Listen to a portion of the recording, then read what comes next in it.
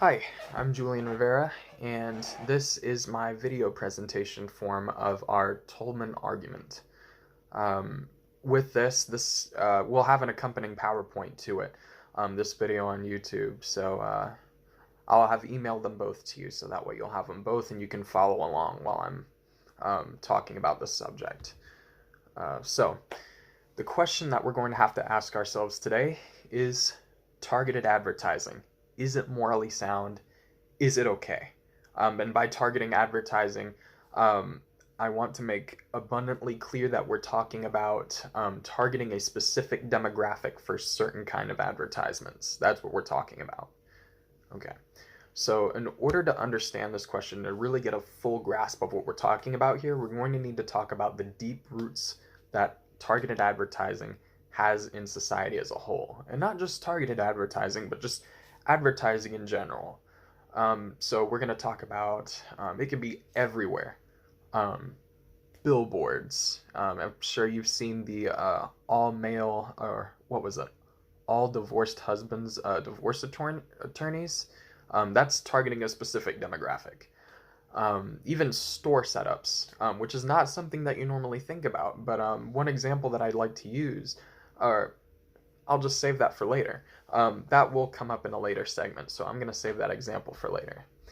Um, Another one is phone ads through YouTube or Spotify, TV commercials, radio sponsors, and even like colors have influences. Like hot colors being put with energy, excitement. Coca-Cola, fun kind of thing, and like green being wealth, health, that kind of thing. And that brings us into our first topic. So it has influences everywhere. Um, for my first piece of support for this, that I believe that it's perfectly moral. It is perfectly moral. We need to think about what is the purpose of targeted advertising. So the main purpose of it is to attract a customer to buy a product. Above all else, that is the purpose of advertising. So, as a quote from Mr. Paco Underhill from his book Why We Buy, he says, "Just consider the idea." Now, it is a longer quote, but that is the one that I choose to use. Just consider the idea. With that, he's talking about using suggestion rather than force. You don't want to be in somebody's face all the time when advertising to them. You're just suggesting the idea.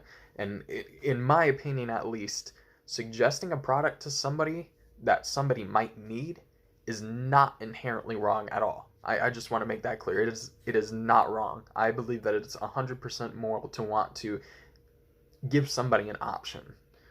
Um, and that brings us into the customer service side of things.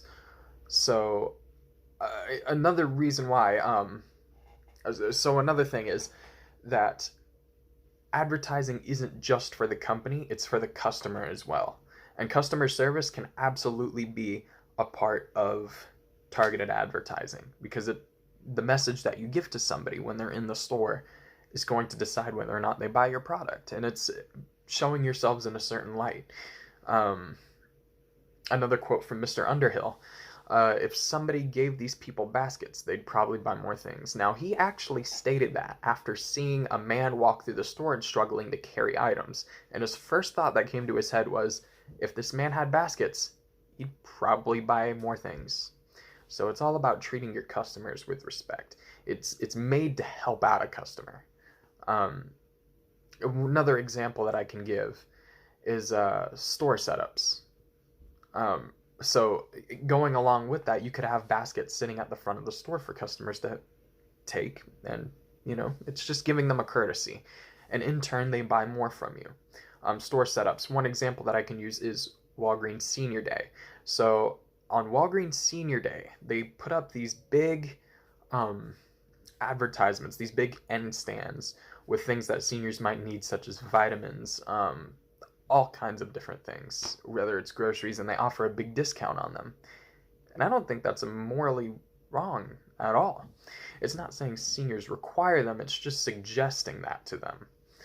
And it's not as in your face as like maybe a loud Spotify ad booming in your ear while you're trying to listen to music. I don't think that's morally wrong. I think that's pretty morally sound. It's made to help somebody.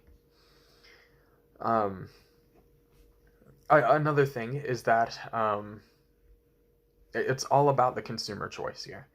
Um, Consumers aren't forced to consume the products you're offering to them.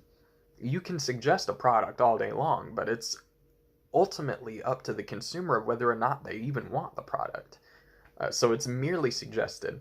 Another quote from Mr. Underhill is, "Today we have hundreds of TV channels and remote controls and TiVo to skip all the ads if we choose to." And he says this in an interview on NPR. And what he means when he says that there is that we can just skip any ads we don't want to see. And ultimately, this is retreading a point that I already went across, but it helps the selling party and the consumer. So it helps both parties. It's a trade-off. And then I also want to bring up the fact that it's not just moral, I believe, but it is also entirely necessary to even the functioning of our country. Here's a quote from a source that I got on here. By 2017, advertising will account for 6.5 trillion of 42.3 trillion in U.S. output and support 22.1 million of 146.7 million U.S. jobs. That's a lot of big numbers. That is a lot of big numbers. So that just goes to show you how much of an effect that advertising has on the economy. The more they put into advertising, the theory is that the more people will come back and see those advertisings, not knowing that they might need something, and bring that money back into the economy, and probably even more so. Another quote is something from that same NPR interview from Mr. Paco Underhill. If we went into stores only when we needed to buy something, and if once we were there, we bought only what we needed, the economy would collapse. Boom. I could have not said it better myself. Yes, it is entirely necessary to the economy. Just how much money is put into there every year. I mean, not only is it moral, it's necessary because it helps everybody out. And the concept itself is not bad. And now, with that being said, that it is moral and it is necessary, there are some concerns that people might have. And one question that is asked quite a lot is, when does influence cross the line of manipulation? And that's a quote from a reporter from Psychology Today. And it's referring to companies with malintent, malicious intent.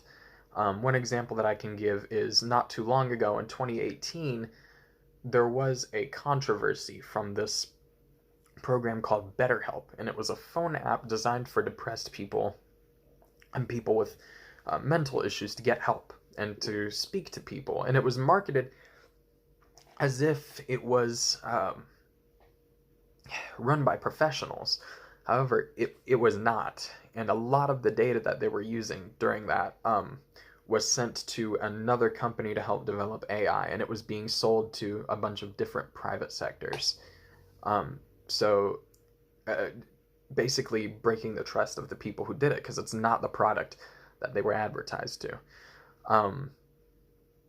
And I believe, even with all of these bad things that can happen with advertising and that can go wrong with targeting a specific demographic, is that the companies themselves can be malicious, but targeting demographics itself as a concept is not immoral in the slightest. I still believe that. Another good quote is, "Customers trust businesses to give them good information to make an informal buying decision." It's that trust between the company and the consumer. If that trust is there and the company constantly makes good on that promise to deliver them a good product, and the consumer constantly buys that good product and is happy with it, there's nothing immorally wrong with that, because both parties are enjoying the benefits of it. It's only when the companies are not delivering on that promise, and that's not the overwhelming majority of them. I will say it is some, that can be a bad thing. So, in conclusion, I would just like to re-go over some of the things that I said. Targeted advertising is moral. However, certain parties can not have as good of a moral compass. They can manipulate targeted advertising to make it something bad, but the purpose originally of targeting specific demographics, targeted advertising, is to help the customer. And at the end of the day, it all depends on the customer.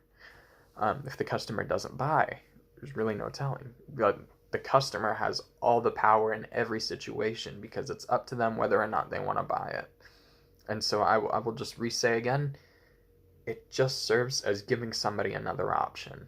It's never there to force somebody into it. But that is all I would like to say. The next slide will have my sources and where I got the information from. I would take questions, but I'm not in a real class right now. So, thank you.